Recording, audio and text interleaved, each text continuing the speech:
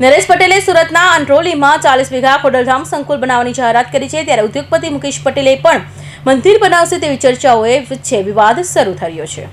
સૌરાષ્ટ્રના કાગવડ બાદ હવે સુરતની ધરા પર પણ ભવ્ય ખોડલધામ સંકુલ સાકાર થવા જઈ રહ્યું છે।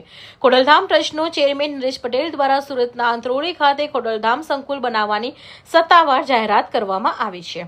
આ સંકુલ અંદાજે 40 વીઘા જેટલી વિશાળ જમીનમાં નિર્માણ પામશે, જે દક્ષિણ ગુજરાતના પાટીદાર સમાજ માટે આસ્થા અને સંગઠનનું એક નવું કેન્દ્ર બનશે। સુરતના જાણીતા ઉદ્યોગપતિ અને પાટીદાર અગ્રણી મુકેશ પટેલે પણ મંદિર બનાવશે તેવી ચર્ચાએ જોર પકડ્યું છે, ત્યારે ખોડલધામ ટ્રસ્ટ દ્વારા હાથ ધરવામાં આવેલા સેવા યજ્ઞમાં પાટીદાર સમાજમાં 2 ફાટા પાડવાને લઈ વિવાદ શરૂ થયો છે। ના 4 ઝોન છે: ખોડલધામ સૌરાષ્ટ્ર, ઉત્તર ગુજરાત, મધ્ય ગુજરાત અને દક્ષિણ ગુજરાત। દક્ષિણ ગુજરાત માટે તૈયારીઓ ઘણા ટાઈમથી અમે કોશિશ કરી રહ્યા હતા, પણ સમયની વાત છે તો સમય માટે ગઈકાલે 42 વીઘા જેટલી જમીન સંપાદન થઈ છે। સાથે સાથે વધુ જગ્યા મળે એની પણ કોશિશ અત્યારે અહીંના લોકલ ટ્રસ્ટીઓ દ્વારા કરવામાં આવી રહી છે। આ સંકુલમાં આસ્થા માટે ભવ્યથી ભવ્ય માં ખોડિયારનું મંદિર બને અને સમાજની સેવા માટે આરોગ્ય, શિક્ષણ અને સમાધાન પંચ જેવા કાર્યો અહીંયા હાથ ધરવામાં આવશે।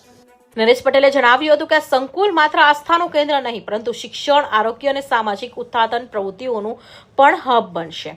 સુરત અને દક્ષિણ ગુજરાતમાં વસતા લાખો પાટીદાર પરિવારોને આ સંકુલના નિર્માણની પૂજા અર્ચના તેમજ સામાજિક કાર્યો માટે સ્થાનિક સ્તરે મોટી સુવિધા પ્રાપ્ત થશે।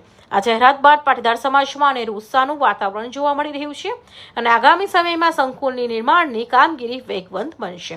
કૌશિક પટેલનો report, Hind TV news, Surat.